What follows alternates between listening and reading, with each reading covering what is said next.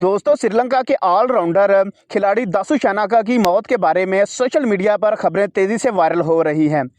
खबर के मुताबिक दासू शानाका एक एक्सीडेंट में इस दुनिया फ़ानी से रुखसत हो चुके हैं।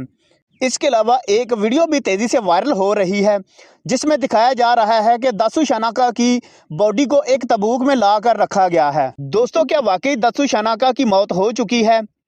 और ये जो ताबूत वीडियो में दिखाया जा रहा है ये दासू शानाका का ही है? इसके बारे में आपको इस वीडियो में बताया जाएगा।